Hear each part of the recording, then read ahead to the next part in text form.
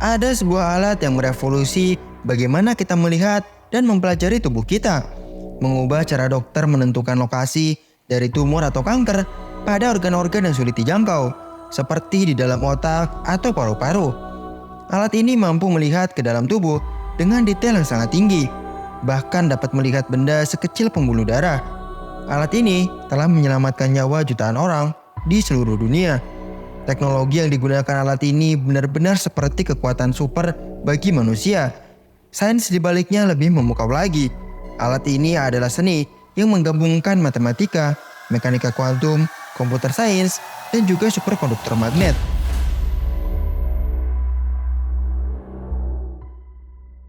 Sebagian besar organ dari tubuh kita berada di dalam tubuh, dilapisi oleh kulit, serta dilindungi oleh otot atau tulang. Faktanya, organ-organ penting bagi tubuh berada pada tempat-tempat yang sulit untuk dijangkau, seperti otak kita yang berada di dalam tulang tengkorak yang begitu kuat, jantung dan paru-paru kita yang dilindungi oleh tulang rusuk, bagian perut seperti usus dan ginjal yang dilapisi oleh otot perut yang tebal. Jika ada masalah pada organ-organ di dalam tubuh kita, maka akan sulit untuk dilihat dan diobati, dan juga sangat sulit untuk mempelajari bagian organ dalam tubuh tanpa membedah dan mungkin merusaknya.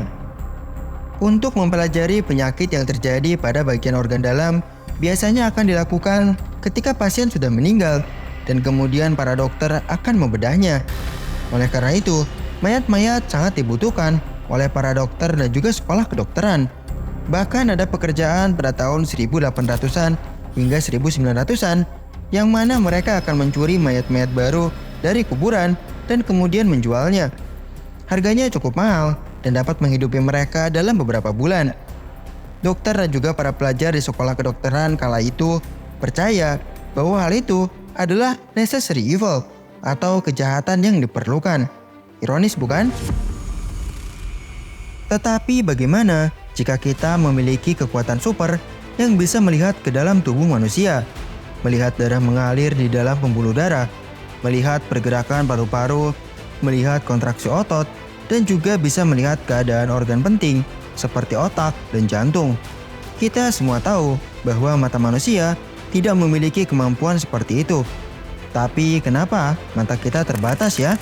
Hanya bisa melihat permukaan benda saja. Mata kita bekerja seperti sensor. Dia bisa melihat sesuatu karena ada sinyal yang mengenainya. Sinyal yang bisa dideteksi oleh mata kita adalah spektrum cahaya tampak. Masalahnya, spektrum cahaya tampak akan diserap oleh bagian permukaan tubuh sebelum bisa menembusnya. Setelah diserap, cahaya tampak tersebut akan dipancarkan kembali sebelum akhirnya masuk ke mata kita. Jadinya kita hanya bisa melihat bagian luar dari seseorang, seperti kulit atau pakaiannya saja. Pada tahun 1865, James Clerk Maxwell memformulasikan sebuah teori tentang gelombang elektromagnetik. Teori ini menyatukan antara cahaya, listrik, dan magnet dalam medan elektromagnetik. Cahaya tampak ternyata hanyalah salah satu dari spektrum gelombang elektromagnetik. Dia memprediksikan bahwa masih banyak spektrum lain selain cahaya tampak. Pada tahun 1895, Wilhelm Röntgen menemukan salah satu dari gelombang elektromagnetik yang dinamakan X-ray atau sinar X. Sinar X merupakan salah satu bagian dari gelombang elektromagnetik seperti cahaya tampak, tetapi memiliki frekuensi dan energi yang jauh lebih tinggi. Oleh karena itu, sinar X dapat menembus tubuh. Akhirnya, kita bisa melihat isi tubuh tanpa harus membedahnya. Namun, sinar X memiliki dua kekurangan. Pertama, hanya bisa mendeteksi benda yang padat dan keras seperti tulang atau gigi. Hal ini dikarenakan sinar X memiliki energi yang tinggi yang hanya bisa dihentikan oleh benda dengan kerapatan yang tinggi, seperti tulang, gigi, atau logam jika ada di dalam tubuh. Oleh karena itu, dari pertama ditemukan sampai sekarang, sinar X digunakan untuk mendiagnosis kerusakan pada tulang atau gigi. Masalah yang kedua, sinar X termasuk salah satu radiasi pengion, yang artinya berbahaya bagi tubuh. Ketika sinar X dengan dosis yang banyak mengenai jaringan-jaringan di dalam tubuh, dia akan merusaknya dan berpotensi tinggi untuk menyebabkan kanker. Lihat tangan para teknisi dan operator sinar X pada zaman dulu sebelum bahaya dari sinar X diketahui. Sinar X masih digunakan hingga saat ini dengan perlindungan yang tinggi terhadap para operator dan teknisinya. Tidak hanya itu, pasien yang telah menggunakan sinar X hanya boleh menggunakannya kembali dalam waktu beberapa pekan selanjutnya. Selain cahaya tampak dan juga sinar X, masih ada gelombang lain dalam spektrum gelombang elektromagnetik, yaitu gelombang radio. Gelombang yang memiliki frekuensi dan energi yang jauh lebih rendah daripada cahaya tampak dan juga sinar X.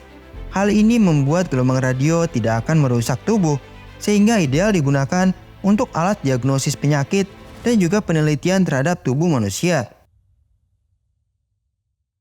43 tahun kemudian, atau tepatnya pada tahun 1938, Isidor Rabi menemukan fenomena yang dinamakan Nuclear Magnetic Resonance atau NMR dengan memanfaatkan gelombang radio.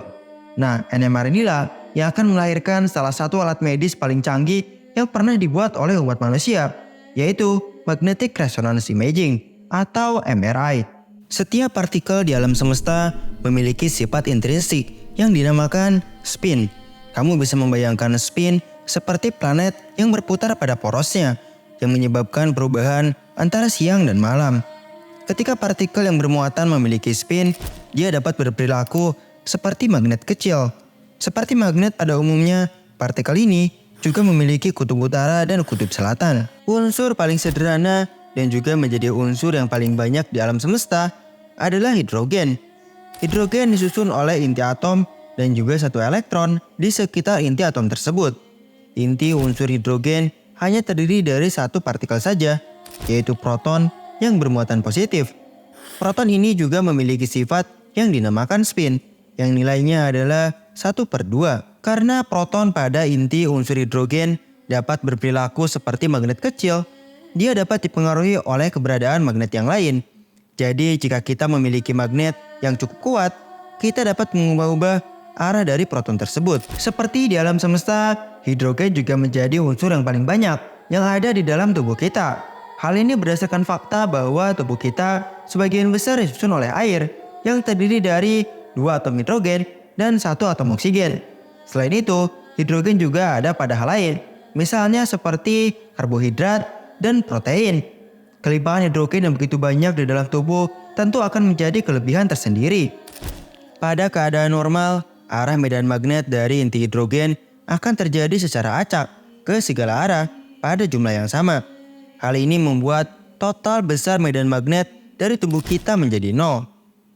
Sekarang, kita tempatkan tubuh kita di dalam medan magnet yang sangat kuat. Kita namakan medan ini B0. Arah medan magnet dari inti hidrogen di dalam tubuh kita akan mengikuti medan tersebut.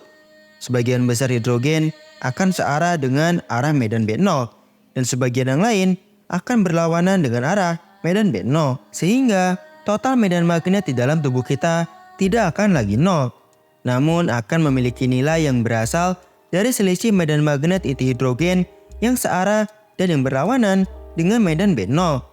Total medan magnet yang diinduksi di dalam tubuh ini dinamakan vektor magnetisasi total. Atau karena dia searah dengan B0, maka dapat disebut magnetisasi membujur. Namun, inti hidrogen yang dipengaruhi oleh medan magnet B0 tidak hanya berputar sempurna seperti gasing yang berputar cepat, namun agak sedikit bergoyang-goyang seperti gasing yang akan berhenti bergerak. Fenomena ini dinamakan precession atau presesi.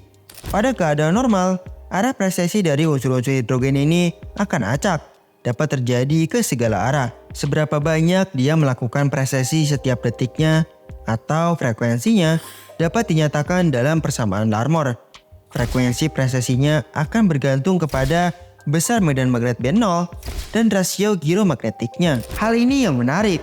Jika inti-inti hidrogen tersebut kita berikan gelombang kejut elektromagnetik dengan frekuensi yang sama dengan frekuensi presesinya pada persamaan Larmor, maka mereka akan menyerapnya.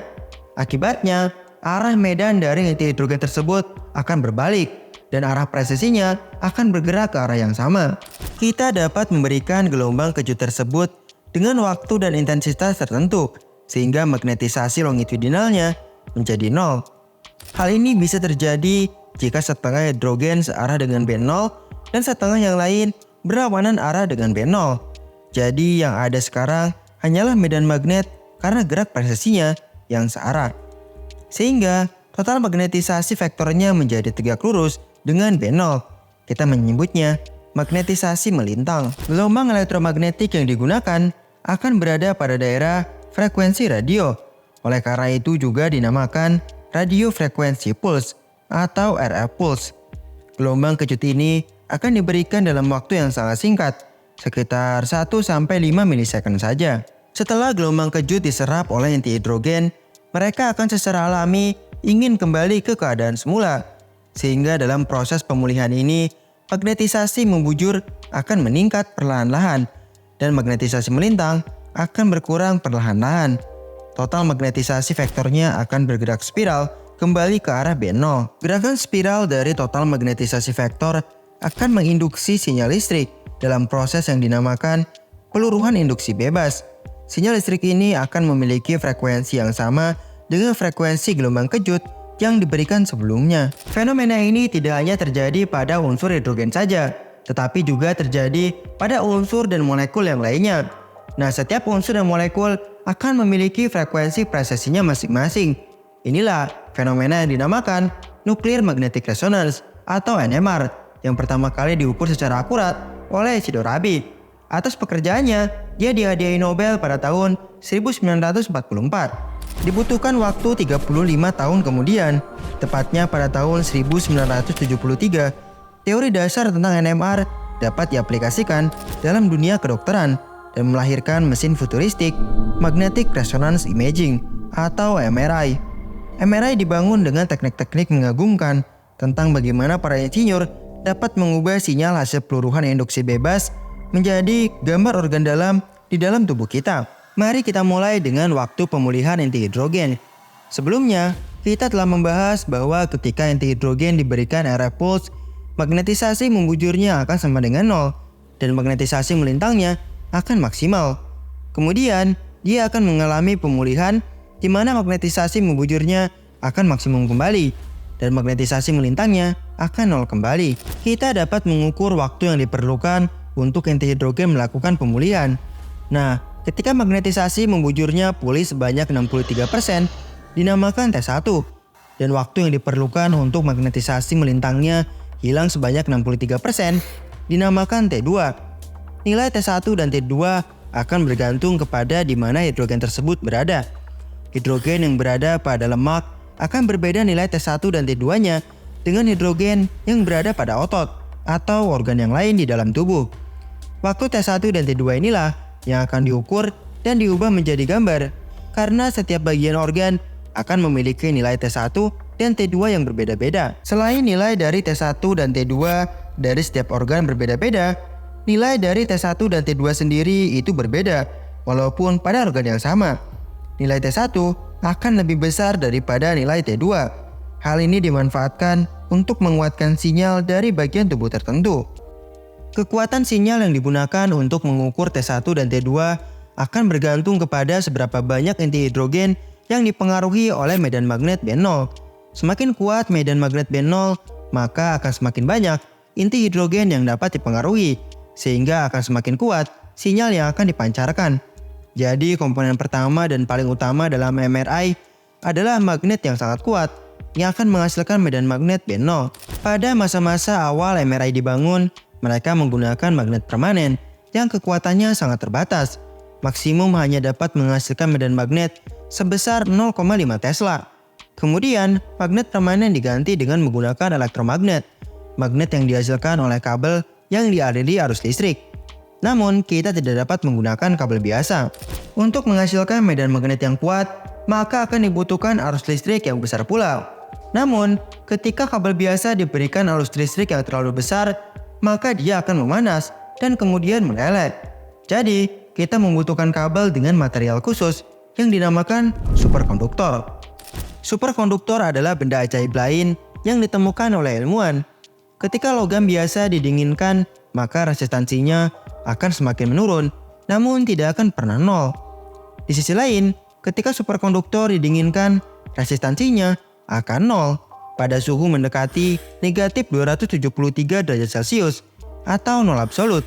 Hal ini membuat arus yang di dalam kabel tidak akan mengalami resistansi dan dapat terus mengalir dengan waktu yang sangat lama. Saat ini, material yang paling banyak digunakan sebagai superkonduktor pada MRI adalah niobium titanium yang didinginkan menggunakan helium cair. MRI sangat penting hingga 80% niobium titanium yang kita tambang dari bumi dijadikan superkonduktor pada MRI. Dengan menggunakan superkonduktor, kita dapat menghasilkan medan magnet yang sangat kuat. MRI komersial yang ada di rumah sakit biasanya menggunakan medan magnet dengan kekuatan 1,5 hingga 3 Tesla. Magnet ini berarti 300.000 kali lebih kuat daripada medan magnet bumi. Untuk keperluan penelitian, ilmuwan dapat membuat medan magnet dengan kekuatan hingga 20 Tesla untuk menghasilkan gambar dengan resolusi yang sangat tinggi. Setelah kita memiliki magnet untuk mengarahkan inti hidrogen, selanjutnya kita membutuhkan magnet untuk mengirim RF pulse.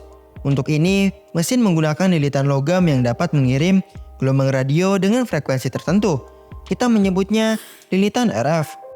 Penerima sinyal listrik yang dihasilkan tubuh juga dapat ditangkap oleh lilitan RF, sehingga lilitan RF akan ditempatkan paling dekat dengan tubuh. Namun ada juga mesin MRI yang memisahkan antara lilitan penerima dan lilitan RF untuk menghasilkan resolusi gambar yang lebih baik.